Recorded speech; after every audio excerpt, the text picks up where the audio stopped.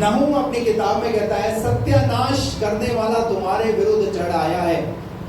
आज अगर हम अपने व्यक्तिगत जीवन में देखें तो बहुत सारे परिवारों के अंदर बहुत सारी समस्याओं ने उन्हें आकर के घेर के रखा हुआ है। जिस तरीके से परमेश्वर के साथ चलना चाहिए उस तरीके से परमेश्वर के साथ चल नहीं रहे। शैतान ने किसी ना किसी को अपनी गिरफ्त में रखा हुआ है, जिसकी वजह से जो प्रभु की आराधना भी करता है, जो प्रभु की प्रार्थना भी करता है, वो भी परेशान रहता है, क्योंकि घर का वातावरण बिल्कुल चेंज है, घर का माहौल बिल्कुल चेंज है। हम सब जितने यहाँ बैठे हुए हम सब इस बात को जानते हैं। हमारे घर के अंदर 2 या 3, 4, 5, 8 या 10 जितने भी सदस्य हैं, कुछ लोग प्रभु में और कुछ लोग प्रभु में नहीं है, वो कमजोर है। तो कहीं ना कहीं सत्यानाश करने वाला वो चाहता है आपको और आपके परिवार को कि आप प्रभु के साथ संगति ना करें। इसलिए परमेश्वर का वचन आपको चेतावनी के तौर पे आपको सचेत करना चाहता है। आपको सचेत होने की जरूरत है। अपने दुश्मन को देखिए कि वो आपके विरुद्ध कैसे चढ़ा हुआ है, आपके खिलाफ में कैसे कैसे षड्यंत्र और कैसी योजनाओं को बनाता है। और बाइबल उत्पत्ति से लेकर के प्रकाशित वाक्य तक अगर परमेश्वर की भी बात करती है तो बाइबल शैतान के बारे में भी वहां पर बताती है कि शैतान जो है वो युक्ति करके कैसे भ्रमित करता है लोगों को। यदि हम उत्पत्ति की पुस्तक के 3 अध्याय में हम वहां पर देखते हैं, जिस परमेश्वर ने सृष्टि की रचना की, आदम और हव्वा को उस अदन की वाटिका के अंदर रखा, तो वहां कौन आ गया? सत्यानाश करने वाला। एक योजनाबद्ध तरीके से परमेश्वर की बनाई हुई सृष्टि के साथ कैसे खिलवाड़ कर रहा है। अच्छा खासा जीवन चल रहा था अदन की वाटिका में, आदम और हव्वा का। परमेश्वर के साथ संगति करते थे, परमेश्वर उनके साथ संगति करता था। लेकिन शैतान को यह सब कुछ रास नहीं आया।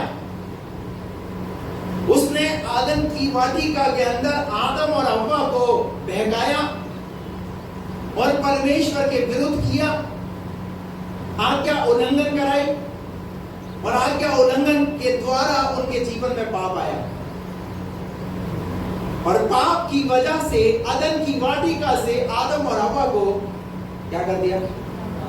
निकालना पड़ा परमेश्वर को, क्योंकि पाप का और अधर्मिकता का कोई मेल जोल नहीं है। यदि अगर हम उसका पढ़े, मेरे साथ निकाल करेंगे तो पढ़ेंगे 2 कुरिन्थियों 6 अध्याय और उसका 14 पद से।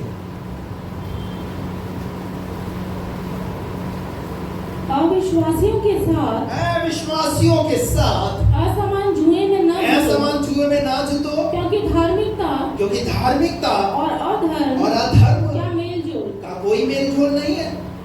धार्मिकता का और अधर्म का कोई मेल जोल नहीं है, कोई मेल मिलाप नहीं है। दिन और रात का क्या कोई मेल मिलाप है? जिस जगह पर अंधकार है और जगह पर उजियाला आता है तो वहां अंधकार को जाना पड़ता है। ऐसे ही धार्मिकता का और अधर्म का कोई मेल जोल नहीं। आगे, या ज्योति और अंधकार की क्या संगति? ज्योति और अंधकार की कोई संगति नहीं है। और मसीह का बलियाल के साथ क्या लगा? मसीह का बलियाल के साथ क्या लगा? इसलिए परमेश्वर कहता है अपने आप को असमान जुए में मत जोतो। परमेश्वर के वचन की गहराइयों को समझना बहुत जरूरी है। बाइबल आपके पास है, पर बाइबल की गहराइयों को आप समझिए कि बाइबल आपको क्या सिखाना चाहती है। उसको थोड़ा खोल कर पढ़िए, थोड़ा समझिए उसको, ये वचन क्या सिखाना चाह रहा है। नहूम ने कहा सत्यानाश करने वाला तुम्हारे विरुद्ध चढ़ आया है, गढ़ को दृढ़ करो। उत्पत्ति की पुस्तक 2 अध्याय और उसका 15 वचन पढ़िए। तब यहोवा परमेश्वर ने आदम को लेकर अदन की वाटिका में रख दिया। कहाँ रख दिया? परमेश्वर ने आदम और हव्वा को अदन की वाटिका में रख दिया, और कि वह उसमें काम करे। कि वो क्या करे उसमें? जो अदन की वाटिका परमेश्वर ने बनाई थी आदम और हव्वा के लिए, परमेश्वर चाहता है इसमें क्या करे? ये काम करे। इसको एक जिम्मेवारी थी। आगे उसके बाद और रक्षा करे। और क्या करे? दूसरी बात उसकी रक्षा करे। क्या करे? रक्षा करे। काम के साथ आपको रक्षा भी करनी है अदन की वाटिका की। और अदन की वाटिका क्या है? आपका जीवन। हेलो, आपका जीवन क्या है? वो अदन की वाटिका है जिसे परमेश्वर ने अपने लिए सुसज्जित किया है, जिसे परमेश्वर ने अपने लिए तैयार किया है। आपको काम के साथ में आपको अदन की वाटिका की रक्षा भी करनी है। हालेलुया। क्या करे? काम करे और अदन की वाटिका की क्या करे? रक्षा करे। क्या आप अपनी अदन की वाटिका की रक्षा करते हैं? हेलो, जिस अदन की वाटिका में परमेश्वर रहना चाहता है, जिस सदन की वाटिका में परमेश्वर वहां आकर के संगति करना चाहता है, आपको रक्षा करनी है। हालेलुया। आप अपने जीवन की रक्षा कीजिए, क्योंकि सत्यानाश करने वाला तुम्हारे विरुद्ध। हालेलुया। तीसरा अध्याय 8 पर पढ़िए। तब यहोवा परमेश्वर जो दिन के ठंडे समय में वाटिका में फिरता था। कहां पर? परमेश्वर कहां पर है? उस अदन की वाटिका में आकर के परमेश्वर क्या करना चाह रहा है? अदन की वाटिका में वहां आदम और हवा के साथ परमेश्वर संगति करना चाहता है। और दिन के ठंडे समय में परमेश्वर वहां आया और का शब्द उनको सुनाई दिया। तब आदम और उसकी पत्नी वाटिका के वृक्षों के बीच यहोवा परमेश्वर से छिप गए। क्या हो गए? क्या नहीं की? रक्षा। जो आज्ञा दी थी उस आज्ञा के प्रति वफादार नहीं रहे। कुछ कहा था परमेश्वर ने कि सब वृक्षों का फल खाना, पर जो भले और बुरे का जो वृक्ष है उसके पेड़ का फल कहा था ना परमेश्वर ने काम करने के लिए, कहा था ना परमेश्वर ने रक्षा करने के लिए। पर सत्यानाश करने वाला कैसे आ जाता है और कैसे प्रभु के साथ, प्रभु की संगति से आदम और हवा को अलग कर देता है। Be careful. आप सावधान रहें। शैतान की योजनाओं, शैतान जो है वो किसी ना किसी रीति से परमेश्वर से आपको अलग करने के प्रयास में है। अभी बताऊंगा मैं आपको, आगे जैसे जैसे चलेगा अभी बताऊंगा। पहली बात, अदन की वाटिका से क्या कर दिया? बाहर निकलवा दिया। शैतान का काम क्या हो गया? सफल। शैतान यही तो चाहता है कि आपके जीवन में जो खुशियां परमेश्वर देता है, उन खुशियों को आप अपने जीवन में ना लो, और शैतान आपको इस्तेमाल करता है।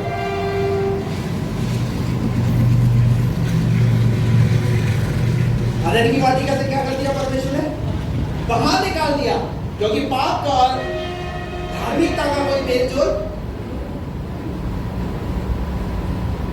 दूसरी चीज, जब हम आगे बढ़ते हैं तो इजरायली लोग कहां रहने लगे?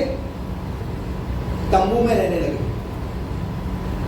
एक रास्ता तो बंद करा दिया शैतान ने खुदा के लोगों के लिए। दूसरा रास्ता, जब इजरायली लोग टेंट में रह रहे थे तो टेंट में क्या हुआ? पढ़िए गिनती की पुस्तक, उसका 9वां अध्याय और उसका 15 पद से पढ़िए। जिस दिन निवास, जो साक्षी का तंबू भी कहलाता है, खड़ा किया गया, उस दिन बादल उस पर छा गया और संध्या को वह निवास पर आग सा दिखाई दिया और भोर तक दिखाई देता रहा। नित्य ऐसा ही हुआ करता था, अर्थात दिन को बादल छाया रहता और रात को आग दिखाई देती थी। अब इजरायली लोग कहाँ रहते हैं? टेंट में रह रहे, तंबू में रह रहे। यानी जैसे जैसे परमेश्वर उनकी योजनाओं में उनके साथ खड़ा हुआ है, शैतान उनका पीछा कर रहा है। शैतान उन्हें कहीं भी नहीं छोड़ रहा। जबकि ऐसे समय में परमेश्वर ने भी देखा है कि इनके जीवन में पाप आ गया, उनके साथ रहकर फिर भी परमेश्वर उन पर दया कर रहा है, उन पर तरस खा रहा है कि एक दिन ये फिर से बदल जाएंगे, एक दिन ये पश्चाताप करेंगे, मेरे साथ फिर से जुड़ जाएंगे। आपको पता है ना, जब मिस्र से ये निकले तो परमेश्वर ने क्या दे रहा है खाने के लिए? मन्ना। रास्ते में जब थे तो कड़वे पानी को मीठा पानी किया, जब रास्ते में इन्हें लाल समुद्र मिला, परमेश्वर ने उस लाल समुद्र को दो भाग किया। इन विषम परिस्थितियों में भी परमेश्वर इनके साथ खड़ा हुआ है, इनके साथ चल रहा है। और वहां लिखा हुआ है जब ये लोग तंबू में रहने लगे तब परमेश्वर दिन में बादल का खंभा और रात में आग का खंभा बन करके इनके साथ तंबू में वास करता था परमेश्वर। हालेलुया। परमेश्वर ने इनको रहने के लिए क्या दिया? टेंट। कि टेंट में रहो तुम लोग। ठीक है, अब निकालिए इसी का गिनती की पुस्तक 12वां अध्याय, उसका 1 पद से पढ़ेंगे। मूसा ने एक कूशी स्त्री के साथ विवाह कर लिया था। हाँ। इसलिए मरियम और हारून उसकी उस विवाहित कूशी स्त्री के कारण हाँ। उसकी निंदा करने लगे। क्या करने लगे? शैतान जहां जहां आप जाओगे, जहां जहां प्रभु की महिमा करने का प्रयास करोगे, प्रभु में बढ़ने का प्रयास करोगे, शैतान आपकी शारीरिक, आपकी मानसिक, आपकी आर्थिक और आपकी आत्मिक कमजोरियों को जानता है। इसलिए वो आपका पीछा करता है, इसलिए वो मनुष्य का पीछा करता है। किसी ना किसी रीति से वो प्रभु के साथ संगति करने ना दे। अब यहाँ आप 3 व्यक्ति के बारे में हम यहाँ देखते हैं। एक है मूसा, मूसा की बहन और मूसा का भाई, यानी एक ही परिवार के 3 सदस्य। अब एक इस परिवार के अंदर क्या हो गया? मूसा को परमेश्वर ने सेवकाई के लिए, अगुवाई के लिए चुना है, लीडरशिप के लिए चुना है। पर उस लीडरशिप में क्या हुआ है? जब मूसा अगुवाई कर रहा है तो उसकी बहन अपने भाई की क्या कर रही है? निंदा। अपने भाई के विरोध में बोल रही है, अपने भाई के खिलाफ बोल रही है। और क्या करने लगी? वो निंदा करने लगी। और आगे उन्होंने कहा क्या यहोवा ने केवल मूसा ही के साथ बातें की हैं? हाँ। क्या उसने हमसे भी बातें नहीं की? हाँ। उनकी यह बात यहोवा ने सुनी। हाँ। मूसा पृथ्वी भर के रहने वाले सब मनुष्यों से बहुत अधिक नम्र स्वभाव का था। मूसा कैसा है? मूसा का स्वभाव कैसा है? आपको एक तरफ तो नम्र स्वभाव नजर आ रहा है और एक तरफ कैसा स्वभाव? कुड़कुड़ाहट वाला, निंदा वाला स्वभाव, बुराई वाला स्वभाव। चल तो रहे हैं प्रभु के साथ, संगति कर तो रहे हैं, पर कैसे स्वभाव को लेकर के? बोलिए ना, कैसे स्वभाव को लेकर के? निंदा वाले स्वभाव को लेकर के, जलन वाले स्वभाव को लेकर के, एक दूसरे के प्रति ईर्ष्या वाले स्वभाव को लेकर के। नहीं सुनेगा प्रभु प्रार्थना। पुराने नियम में मरियम जो मूसा की खास सगी बहन थी, चलो कोई बात नहीं, मूसा नम्र है, कोई बात नहीं, इसकी बहन है, चलो छोड़ देते हैं। ऐसा नहीं नहीं नहीं, नहीं। एक बात ध्यान रखना, खुदा कभी किसी को छोड़ेगा नहीं, उसमें मैं भी आपके साथ शामिल हूं। अगर मैं भी अगर उस गलती को करूंगा तो खुदा मुझे भी नहीं छोड़ने वाला, क्योंकि बाइबल में लिखा हो परमेश्वर होम बलि और मेल बलि से बढ़कर ये चाहता है कि लोग उसकी आज्ञा को माने। अगर उस आज्ञा पालन को अगर मैं भी अगर नहीं करूंगा तो परमेश्वर मुझे भी, आपको भी दंड दे सकता है। ऐसा करके ये नहीं छोड़ना परमेश्वर के चलो ये मूसा की बहन ऐसे छोड़ देते हैं, क्योंकि बाइबल में लिखा है जो मेरे जन को छूता है वो मेरी आग की पुतली को छूता है। तो मूसा की बहन कुड़कुड़ाई तो जरूर मूसा पर यह बात किसने सुनी? प्रभु ने सुनी, क्योंकि मूसा को किसी इंसान ने नियुक्त नहीं किया, पर मूसा को परमेश्वर ने नियुक्त किया। अगर आपको परमेश्वर ने नियुक्त किया है तो दुनिया की कोई ताकत आपका कुछ बिगाड़ नहीं सकती।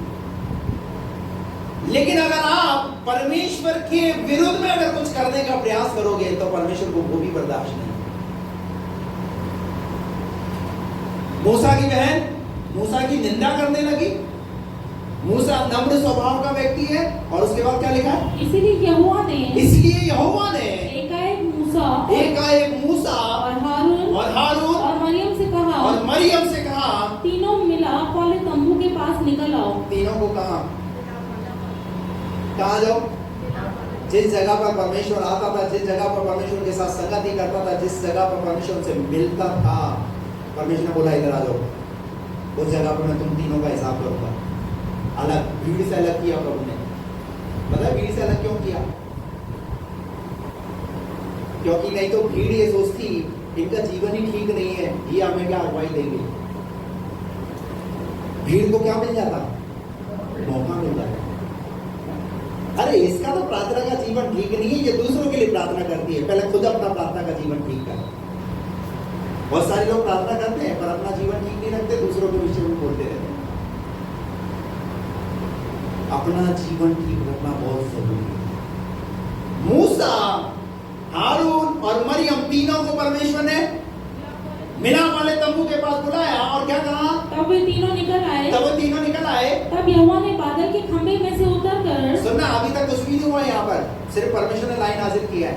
परमेश्वर ने सिर्फ अभी वहां पर बुलाया है और वे तीनों वहां पर आकर खड़े हुए और क्या हुआ? तब यहोवा ने बादल के खंभे में उतरकर तंबू के द्वार पर खड़ा होकर हारून और मरियम को बुलाया।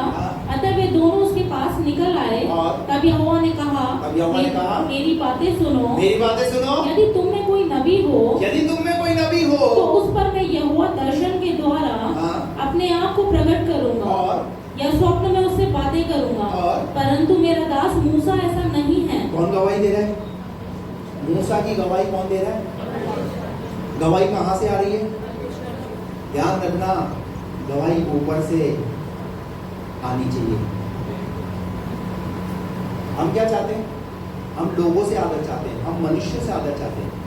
यीशु मसीह ने पहाड़ी उपदेश में अपने चेलों को एक बात सिखाई, मनुष्य से आदर मत चाहना। जब मनुष्य तेरी बड़ाई करे मत फूलना। और हम क्या चाहते हैं? हम मनुष्य से बड़ाई चाहते हैं।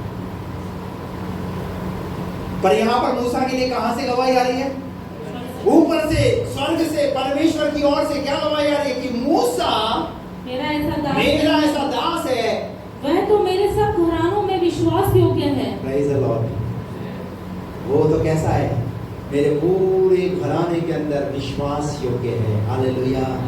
क्या चाहता है परमेश्वर?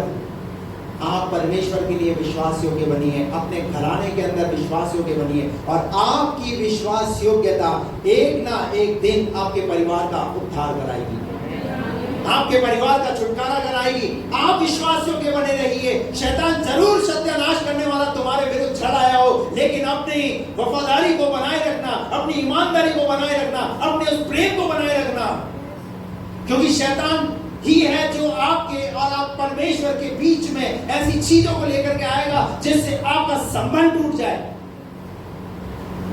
ये वही मरियम है जब इजरायली लोग मिस्र से निकले, लाल समुद्र जैसे ही पार किया तो मरियम खंजरी लेकर के क्या कर रही थी? गीत गा रही थी, आराधना कर रही थी। यहोवा योद्धा है, उसका नाम यहोवा है। बड़े जोर और शोर के साथ आराधना कर रही थी। लेकिन जैसे जैसे चलने लगे तो मरियम के अंदर ईर्ष्या आने लगी। खुदा हमसे बात नहीं करता है, इसी से बात करता रहता है हमेशा। मैं भी तो खंजरी बजाती हूँ चर्च के अंदर, मुझसे क्यों नहीं बोलता? मैं भी तो प्रार्थना करती हूँ। इनसिक्योरिटी फील होने महसूस होता है, अपने आप अंदर से जलन वाला स्वभाव नजर आने लगता है। मत होने दो ऐसे जलन वाले स्वभाव को पैदा, मत ईर्ष्या वाले स्वभाव को मत निकलने दो। वहीं उसी जगह पर उसको शांत करो, वहीं उसी जगह पर रोको। और हुआ क्या आगे क्या हुआ फिर? उससे मैं गुप्त रीति से नहीं, उससे मैं गुप्त में चुपचाप बात नहीं करता, मैं आमने और सामने बात करता हूँ उससे, परंतु आमने सामने और प्रत्यक्ष होकर बातें करता हूँ। देखा कैसी विश्वास योग्यता मूसा की? कैसे बात करता है परमेश्वर? आमने सामने। जब परमेश्वर सुनता है ना किसी को तो ऐसे ही अपनी महिमा दर्शाता है। मूसा वो व्यक्ति है जब परमेश्वर से आमने और सामने मूसा की बात होती थी। Praise the Lord। आगे बढ़िए। और वह यहोवा का स्वरूप निहारने पाता है, इसीलिए तुम मेरे दास मूसा की निंदा करते हुए क्यों नहीं डरे? अरे तुम मेरे दास मूसा की निंदा करते हो, तुम डरे नहीं? तुम्हारे अंदर डर नहीं आया? जिसको मैंने अपनी अगुवाई के लिए रखा, सेवकाई के लिए चुना है, उसे अलग किया है, तुम उसके विरुद्ध में बोल रहे हो। हेलो, एक बात ध्यान रखना अपने जीवन के अंदर, अगर आपको पास्टर के अंदर अगर कमी नजर आ रही है, आप उसके लिए प्रार्थना करना, ना कि आपस में विश्वासी के साथ गुट्टर हमारा पादरी तो ऐसा है, हमारा पादरी तो ये करता है, हमारा पादरी तो ये करता है। मत करना। परमेश्वर क्या वचन के द्वारा सिखा रहा है, विश्वासी को कैसे उस बुराई वाले पाप में लिप्त करके, कितना बड़ा छोटा पाप है ये, बुराई छोटा पाप है। हेलो, आपकी नजर से बुराई कैसा पाप है? हैं? लेकिन फिर भी डरते नहीं। जब बातें करते हैं, एक बात ध्यान रखना, बुराई करना क्या है, उसका एक फॉर्मूला वो बता रहा हूं मैं आपको। बुराई क्या है, उसकी परिभाषा आपको समझा। किसी भी अनुपस्थित जन की, सुना है ध्यान से, किसी भी अनुपस्थित जन की आलोचना करना ही बुराई है। कितने लोगों को समझ में आया मेरी बात? किसी भी अनुपस्थित जन की आलोचना करना, वो क्या है? जो व्यक्ति यहां पर नहीं है और हम उसके बारे में, वो तो ऐसा है, वो तो ये करता है, वो तो ये करता है, और जैसे वो आगे, अरे हम आपकी तारीफ कर रहे थे, हम तो आपकी प्रशंसा कर रहे थे, आपने तो कर ली, पर सुना किसने? मलाकी 3:16 में लिखा हुआ है, जब यहोवा के भय मानने वाले आपस में बातें करते थे तो यहोवा ध्यान धरके उनकी सुनता था। आप यहोवा के भय मानने वाले और आप आपस में बात करते हैं ना, तो परमेश्वर क्या करता है? आपकी बातचीत पर कान लगाता है। इसलिए आपकी बातचीत में कोई भी अनुपस्थित जन नहीं होना चाहिए। अगर आपको बोलना है ना, तो उसकी तारीफ पे बोलो। हेलो, पर हम तारीफ कब करते हैं? जब वो सामने होता है तब उसकी तारीफ करते हैं, जब वो होता नहीं है तब हम क्या करते हैं? उसकी बुराई खेलते हैं। प्रभु को बिल्कुल पसंद नहीं है। मूसा की बहन ने क्या की? निंदा, बुड़बुड़ाई, निंदा करने लगी। पर परमेश्वर मूसा के लिए क्या कह रहा है?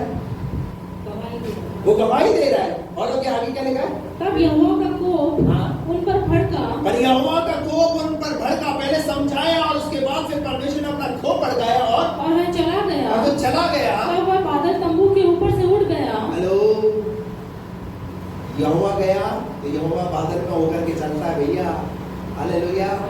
और क्या हुआ? बादल क्या हो गया? चला गया। और मरियम कोढ़ से हिम के समान श्वेत हो गई। क्या हो गई? क्या हो गई?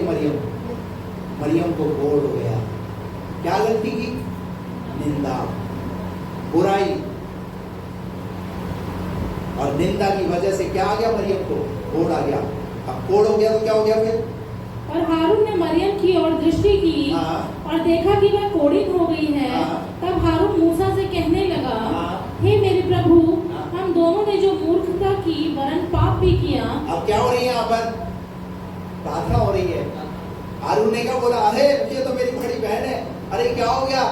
प्रभु माफी दो, क्षमा करो, हमसे गलती हो गई, हमने मूर्खता की है, वरन पाप किया है, और यह पाप हम पर न लगने दे, और मरियम को उस मरे हुए के समान न रहने दे, और मरियम को उस मरे हुए के समान न रहने दे, इसकी देह अपनी माँ के पेट से निकलते ही अधगली हो। और आगे, अतः मूसा ने कहकर यहोवा की दुहाई दी। Praise the Lord. आप मूसा की विश्वास योग्यता देखिए। हालेलुया। परमेश्वर ने बता दिया कि ये तेरे विरुद्ध बोल रहे थे, तेरे खिलाफ बोल रहे थे, लेकिन फिर भी मूसा का हृदय देखिए आप। मूसा के हृदय में अभी भी अपनी बहन के प्रति प्रेम है। Praise the Lord. अगर कोई निंदा कर रहा है, अभी भी उसके प्रति प्रेम रखो, क्योंकि वो अभी पूरी रीति से प्रभु को नहीं जानता। हालेलुया। उस पर दया खाइए। मूसा ने अपनी बहन के लिए क्या की?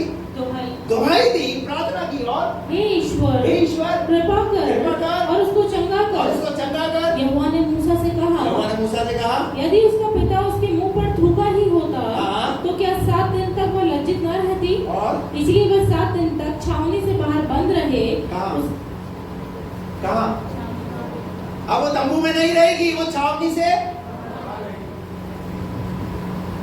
दूसरी बात, शैतान क्या चाहता है पता है? पहले तो उसने अदन की वाटिका का रास्ता बंद करवा दिया, वहां से निकलवा दिया। अब शैतान ये चाहता है कि जिस तंबू में ये रहते हैं उस तंबू में न रहें, उस तंबू से ये बाहर रहें, दूसरा रास्ता। और आप आगे बढ़ना, जैसे जैसे इजरायली पाप करते थे, जो पापी व्यक्ति होता था वो तंबू में नहीं रहता था, क्योंकि देखा है तंबू में कौन वास करता था? तंबू में कौन वास करता था? परमेश्वर। हालेलुया। तीसरी बात, जब ये तंबू से बाहर निकले, तंबू में नहीं रहने लगे, तब उसके बाद फिर उन्होंने मंदिर बनाया। क्या बनाया? सुलेमान ने क्या बनाया? मंदिर बनाया। और मंदिर में क्या करते थे इजराइली लोग? प्रभु की महिमा करते थे, प्रभु की आराधना करते थे। पर एक समय ऐसा आया, ये लोग मंदिर भी इनके हाथ से चला गया। एक राजा ने आक्रमण किया और जो यरूशलेम का मंदिर था, उसकी शहरपनाह थी, उसके फाटक थे, वो सब जल गए। जिस मंदिर में ये लोग इकट्ठे होते थे, जहां परमेश्वर वास करता था, दूसरा इतिहास उसका 7 अध्याय उसका 14 पद से पढ़ेंगे। निकालिए मेरे साथ, दूसरा अध्याय 7 का 14।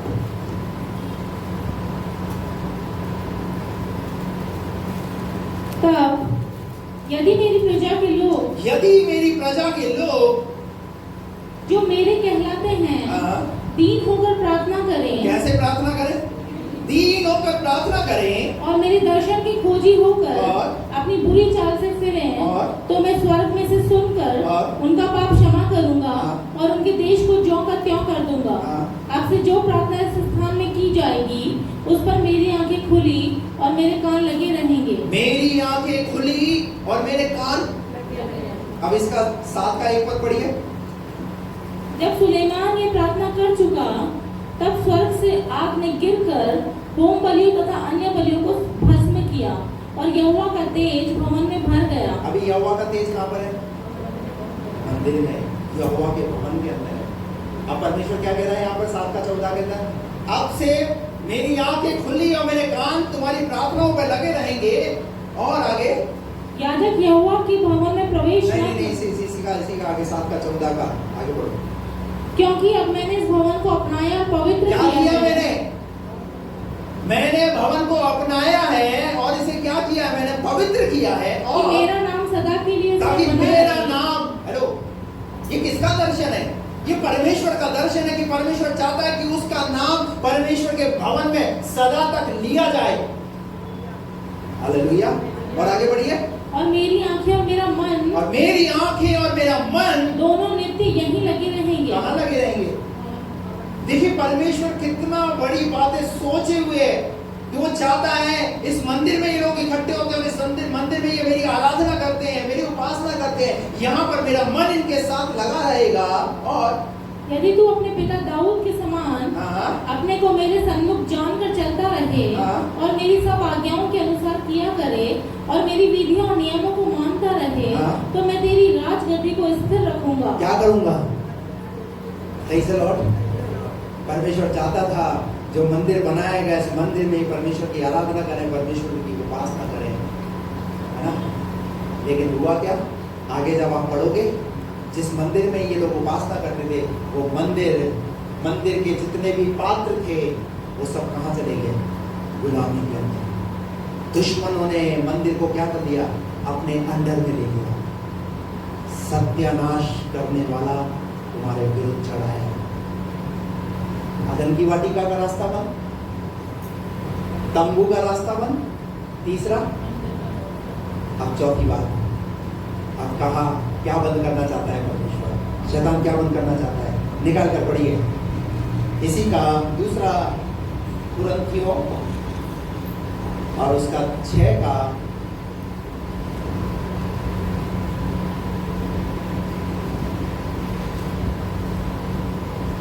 16 का। और मूर्तियों के साथ परमेश्वर के मंदिर का क्या संबंध? मूर्तियों के साथ परमेश्वर के मंदिर का, जिस मंदिर में परमेश्वर बोल रहा है मेरी उपस्थिति इस मंदिर में रहेगी, उस मंदिर में क्या आ गई? मूर्तियां। और परमेश्वर बोल रहे हैं जब मूर्ति आ गई तो मेरा क्या संबंध? मैं तो सच्चा और जीवता परमेश्वर हूं। हालेलुया। और आगे क्या लिखा है? क्योंकि हम तो जीवते परमेश्वर के मंदिर हैं। हम तो जीव परमेश्वर के जीवते मंदिर है और जैसा परमेश्वर ने कहा है जैसा परमेश्वर ने कहा है मैं उनमें बसूंगा मैं उनमें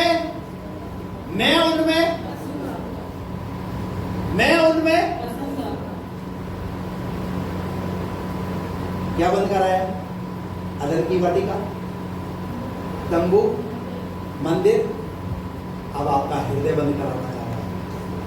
जिस हृदय से आप प्रभु की आराधना करते हो ना, उस हृदय को शैतान अपने लिए यूज कर रहा है। आज आपके हृदय में क्या चल रहा है आपको पता है? आपके हृदय में कैसी कैसी बातें हैं। निकाल कर पढ़िए नीति वचन 6 का 16 पद। मैं हृदय में क्या करूंगा? बसूंगा। नीति वचन 6 का 16 पढ़िए। 6 वस्तुओं से यहोवा बैर रखता 6 है वस्तुओं से परमेश्वर बैर करता है, वरन सात है जिससे उसको घृणा जिससे है, उसे घृणा है। अर्थात घमंड से चढ़ी हुई आंखें। हेलो, कौन सी आंखें? घमंड से चढ़ी हुई आंखें। क्या करना चाहता है? अब इस हृदय को क्या करना चाहता है शैतान? इसको भी नाश करना चाहता है, इसे भी बर्बाद करना चाहता है। सत्यानाश करने वाला तुम्हारे विरुद्ध चढ़ाया, गढ़ को दृढ़ करो। परमेश्वर किन चीजों से बैर करता है? घमंड से चढ़ी हुई आंखें। आज मनुष्य के जीवन में क्या है? धन संपत्ति आती है, क्या आ जाता है मनुष्य के जीवन में? सुंदरता आ जाती है, क्या आ जाता है मनुष्य के जीवन में? ऐश्वर्य ज्यादा आ जाता है। बच्चे अगर ज्यादा पढ़ लिख जाते हैं, क्या आ जाता है? मेरे बच्चे पढ़े लिखे, घमंड। और बाइबल कहती है घमंड से चढ़ी हुई आंखें परमेश्वर को पसंद नहीं है। अगर कुछ आशीष परमेश्वर आपको दे रहा है ना, अपने आप को नम्र और दीन बनाओ और प्रभु को धन्यवाद दो। प्रभु, मैं इस आशीषों के लायक नहीं था, पर तूने मुझे इस योग्य समझा और ये मुझे आशीष दी है। कभी भी मेरे जीवन में घमंड आने ना पाए, क्योंकि घमंडियों को परमेश्वर चूर चूर करने वाला परमेश्वर है। नबूकदनेस्सर राजा के जीवन में क्या आया? घमंड आया, और घमंड की वजह से क्या हुआ? उस पर 7 काल बीते। बाइबल में उसका उदाहरण है, वो निकाला गया। मत आने देना अपने जीवन के अंदर घमंड, क्योंकि शैतान आपको परमेश्वर से अलग करना चाहता है। वो नहीं चाहता कि आप परमेश्वर की आराधना करें। अगर अंदर घमंड होगा तो कैसे आप आराधना कर पाओगे? है? आप एक ही चर्च में आते हैं और एक ही चर्च में आकर के आप अगर एक दूसरे के पास बैठते हैं, अरे यार बदबू आ रही यार, मैं तो अच्छा व्यक्ति हूं। हीन भावना, घमंड की आत्मा, ये तो इस जाति का है, ये तो उस जाति का है। अभी भी अगर चर्च में आकर के जात पात करेंगे तो फिर प्रभु यीशु मसीह का बलिदान होने का फिर उद्देश्य क्या है? यीशु मसीह ने कहा कि अब कोई यहूदी ना कोई सपूती ना कोई यूनानी, हम सब प्रभु में क्या है? हेलो, क्या है? कितनी जातियां बनाई परमेश्वर ने? बोलिए।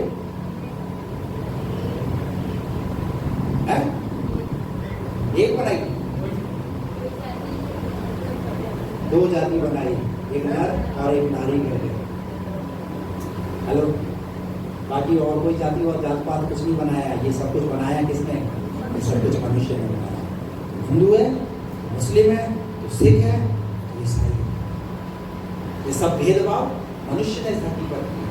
और परमेश्वर ने क्या बनाया? मनुष्य को बनाया। हालेलुया। और परमेश्वर आज भी क्या देखता है आपको उस मनुष्य के रूप में ही परमेश्वर आपको देखता है। आप शायद चाहे कितना ही आप बोलो मैं तो शूद्र जाति से हूँ, मैं तो ब्राह्मण से हूँ, मैं तो यहूदी जाति से हूँ। ये जात पात प्रभु यीशु मसीह ने क्या करी है? सामरी लोग यीशु मसीह को अंदर उस नगर में प्रवेश करने नहीं दे रहे थे। तो बोल रहे थे तू यहूदी और हम सामरी, हम अपने गांव में तुझे जाने नहीं देंगे। पर यीशु मसीह उसी गांव में गया और वहां जाकर के यीशु मसीह ने सुसमाचार सुनाया एक सामरी औरत के द्वारा। उसने जात पात को खत्म किया, भेदभाव को खत्म किया। हमारे जीवन में ऐसी भावनाएं ना रहे, ना काम करे, इसलिए हमें इन बातों से बचने की जरूरत है। हम सब उसके बेटे और बेटी हैं। Praise the Lord. उसने अपने बेटे और बेटी बना लिया। यूहन्ना 1:12 में लिखा है, जितनों ने उसे ग्रहण किया उसने अपनी संतान बना लिया। आप कौन है? आप परमेश्वर की संतान है। परमेश्वर आपसे प्यार करता है। दूसरी बात क्या लिखी है वहां पर? झूठ बोलने वाली जीभ, झूठ बोलने वाली जीभ और निर्दोष का लहू बहाने वाले हाथ, हाँ, अनर्थ कल्पना करने वाला मन, हाँ, बुराई करने को वेग दौड़ने वाले पांव, झूठ बोलने वाला साक्षी और भाइयों के बीच में झगड़ा उत्पन्न करने वाला मनुष्य। क्या है ये सब चीजें? ये सब चीजें हमारे शरीर को नाश करने के लिए। और ये सब चीजें क्या है? ये हमारे शरीर के भाग है।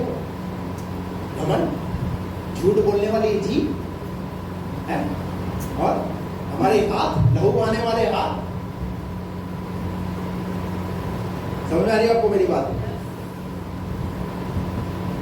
और क्या बोला दूसरा कुरिन्थियों 6 का 17 पद में? इसलिए प्रभु कहता है उनके बीच में से निकलो, उनके बीच से निकलो और अलग रहो, और अशुद्ध वस्तु को मत छुओ। और कौन सी वस्तु? कौन सी वस्तु? अशुद्ध वस्तुओं को मत छुओ। अगर आप प्रभु पर विश्वास करते हैं, प्रभु आपके द्वारा अपनी आराधना को ग्रहण करे, तो आपको यह बात ध्यान रखना है, अशुद्ध वस्तु को नहीं छूना है। अब अशुद्ध वस्तु क्या है?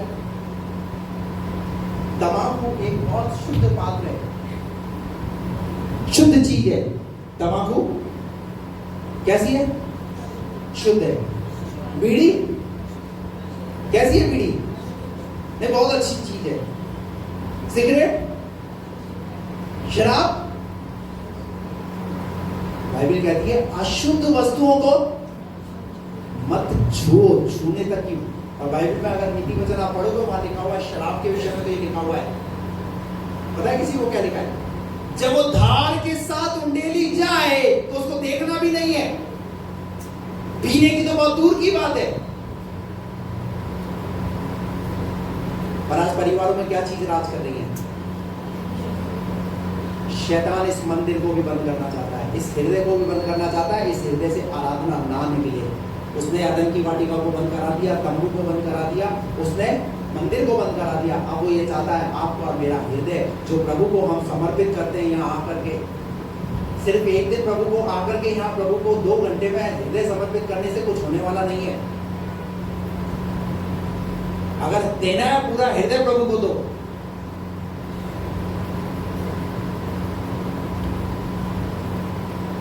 आपकी आराधना प्रभु ग्रहण करेगा।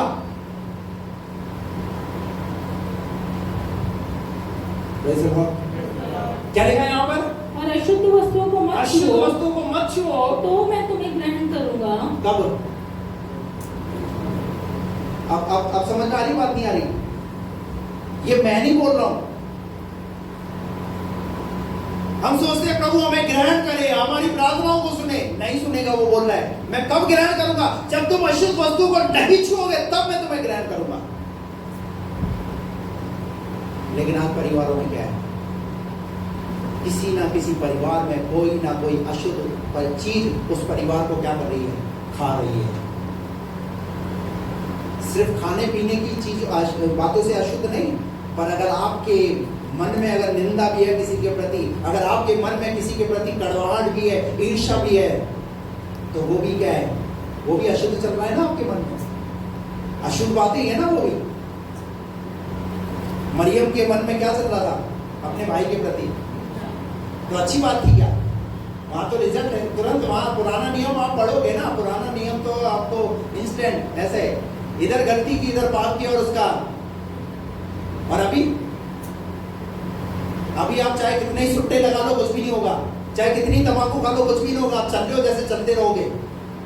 लेकिन आपको यह पता नहीं है कि परमेश्वर का हाथ आपके ऊपर से उठ चुका है, परमेश्वर की उपस्थिति आपके घर से उठ चुकी है।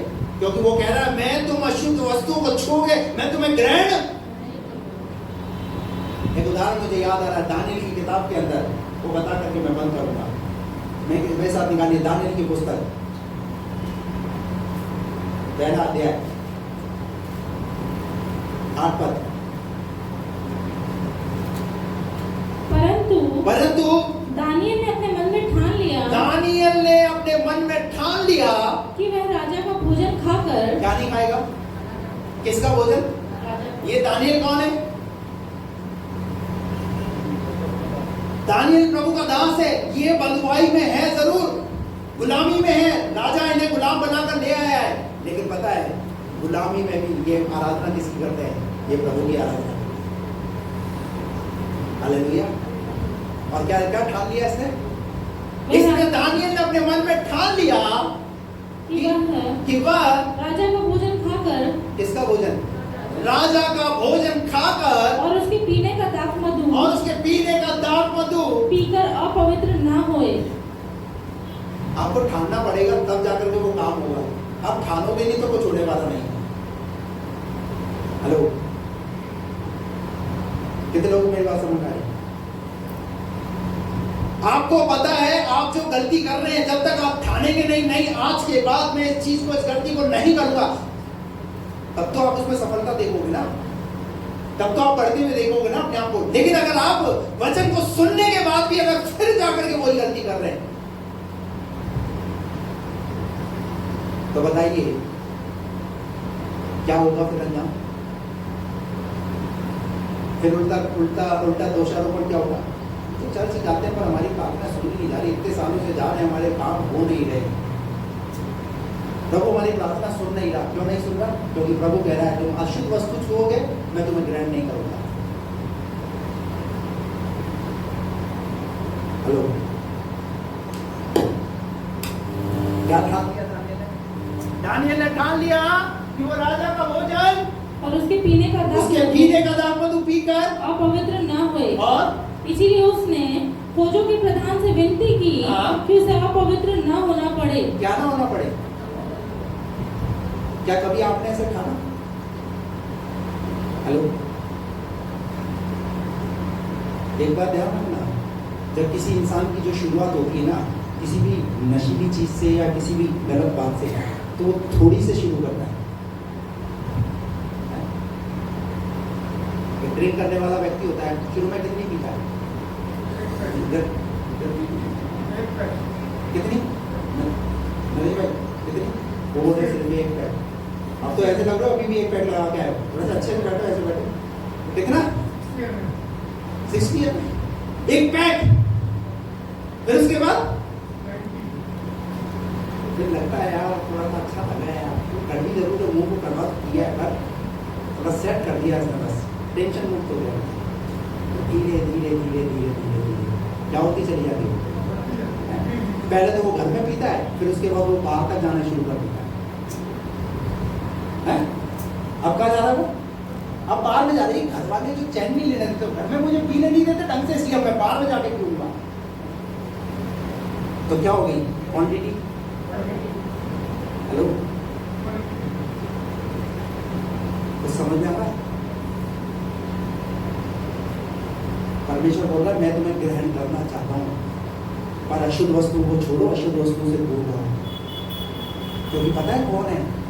सत्यानाश करने वाला तुम्हारे विरुद्ध।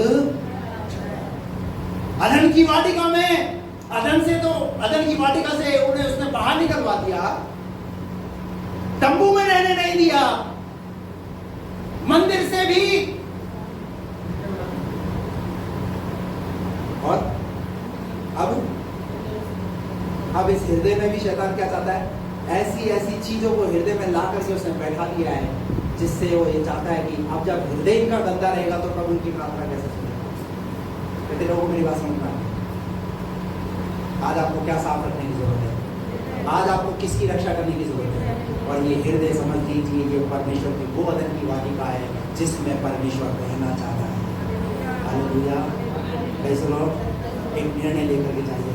दानियल ने निर्णय लिया, गुलामी में रह करके निर्णय लिया, राजा के यहाँ रह रहा है निर्णय लिया, राजा चाहे मुझे कुछ भी बोले पर मैं अपने आप को पवित्र नहीं करूंगा, मैं उसके भोजन में से कोई भी ऐसी चीज नहीं खाऊंगा, नहीं पीऊंगा जिससे मेरा शरीर अपवित्र हो। कितना डर है उसके जीवन के अंदर परमेश्वर का, कितना खौफ है, जबकि गुलामी में। अरे यहाँ कौन देख रहा है? हम यरूशलेम में थोड़ी है, हम तो किसी राजा के अधीन है, उसने करा दिया, उसने पिला दी, उसने खिला दी। नहीं नहीं नहीं, कोई वायदा नहीं। अभी हमारे पास क्या है? वो पार्टी में गए थे साहब, शादी में गए थे, एक ही पैक ले लिया, कोई बात नहीं, शादी में तो ले सकते, एक ही पैक ले सकते, शादी कौन सी बार बार होती है, पिलानी पी ली। ठान के जाओ ना, छोड़ दी तो छोड़ दी, अब काय को पीना? जिस चीज का परित्याग कर दिया, अब क्यों उसे हाथ लगाना? आपको समझना पड़ेगा, शैतान आपके इस मंदिर को नाश करना चाहता है। 3:16 में लिखा है, क्या तुम नहीं जानते तुम परमेश्वर का मंदिर हो, और परमेश्वर का आत्मा इसमें वास करता है। आपको पता है वचन में ये सब बातें लिखी है, लेकिन उसके बाद भी कई लोग निंदा जैसा स्वभाव लेकर के अपने जीवन में चल रहे हैं।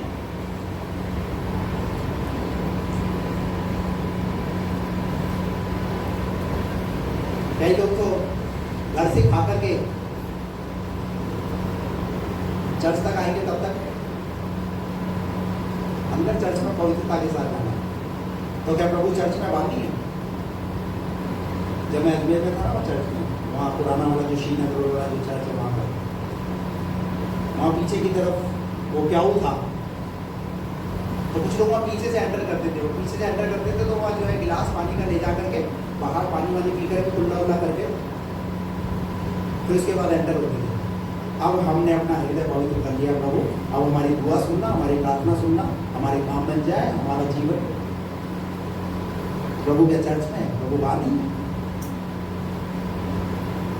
परमेश्वर की दृष्टि आपके ऊपर लगी हुई है। आप जब यहाँ आते हैं ना, तो यहाँ से जाते हैं तो परमेश्वर आपके साथ साथ जाता है, देखता है आपका जीवन, आपका उठना, आपका बैठना, आपका चलना, आपका लोगों के साथ बातचीत का तरीका, सब कुछ प्रभु नोट करता है।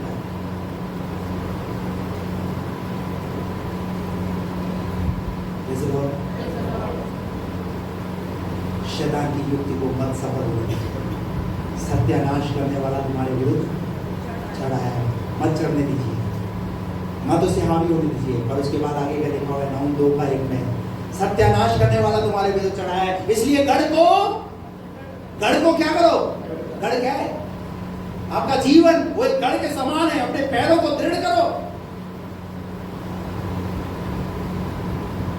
मत जाइए जिस जगह पर आपको लग रहा है वहां बुराई हो रही है, वहां पर गलत काम हो रहा है, वहां पर पिया जाएगा, वहां खाया जाएगा, मत लेकर जाइए उन पैरों को। नहीं, मैं आज नहीं जाऊंगा। कठोर कीजिए थोड़ा सा अपने आप को उन चीजों के प्रति, ठान लीजिए दानिएल की तरह, नहीं करेंगे वो काम। आज से मैं निर्णय लेता हूं, आज से मैं इस बात को बोलता हूं, मैं उस काम को नहीं करूंगा। देखिए परमेश्वर आपके निर्णय की कैसी कदर करता है। आज निर्णय लो, देखो कल कैसे परमेश्वर आपके लिए चमत्कार करता है। इजराइलियों के लिए परमेश्वर बोला, आज अपने आप को पवित्र करो, कल मैं तुम्हारे लिए चमत्कार करूंगा। छूटती नहीं है, क्या नहीं होती? छूटती नहीं है। प्रयास करो तो सही, परमेश्वर सामर्थ्य देगा, परमेश्वर आपको बल देगा। कितने लोग हैं यहाँ जिन्होंने शराब छोड़ी? देखिए कैसे छूट गई आप लोगों की शराब, थोड़ा सा बताइए ना। अशोक जी बताइए ना कैसे छूटी? क्या किया? ठान लिया ना। जीवन में आप कभी चाहे कितना ही दुख आ जाए, लेकिन फिर से उस चीज को मत उठाना। हालेलुया। कई लोगों ने यहाँ आकर के क्या किया, जब उन्होंने आए परमेश्वर के वचन को सुना, उन्होंने ठान लिया। ये नरेश भाई कितने गुटके खाते थे एक दिन में? कितने गुटके खाते थे? हैं? 10 गुटके। अभी कितने खाते हो? क्या कर लिया? जब यहाँ आए ना, ये भी पहले ऐसे ही करते थे, नीचे खा पू करके, दूध आ करके फिर आते थे। पुड़िया भी शायद नीचे रख के आते थे। क्या पुड़िया जिम में लेकर के आते थे, अशुद्ध वस्तु भी यहाँ ले आते थे। लेकिन जब वचन आया, जब वचन सुना, ठान लिया, नहीं आज के बाद ऐसा काम मैं नहीं करूँगा। मैं आपको क्या सिखाना चाह रहा हूँ, आप अपने मन में ठान लीजिए। आपको पता है वो बुरा काम, वो गलत काम कौन सा है, उसको छोड़ने का प्रयास कीजिए। प्रभु उसमें आपको सामने सत्यानाश करने वाला तुम्हारे विरुद्ध चढ़ा है, पर अगर तुम्हारा गढ़, दृढ़ गढ़ अगर तुम्हें मिलेगा ना, तो वो तुम पर हावी नहीं सकता। मार देखता हुआ चौकस रहे, और अपना, और क्या कर, अपनी क्या कर, कस, कमर क्यों कसी जाती है? हैं? एकदम तैयार होने के लिए। हालेलुया। आपको क्या होने की जरूरत है? आज तैयार होने की जरूरत है। चाहे भाई हो चाहे बहन हो, हम सब जानते हैं हमारी कमजोरी को, हम सब जानते हैं हमारी कमियों को, हम जानते हैं कि हमारे जीवन में कौन सी कमियां हैं, तो आपको अपने आप को ग्रहण करना चाहिए। सत्यानाश को चढ़ने मत दीजिए, उसको आपके ऊपर, अपने परिवार के ऊपर हमला मत करने दीजिए। प्रभु आपकी मदद करेगा। आइए अपनी आंखें बंद करें, सब लोग अपनी आंखें बंद करें।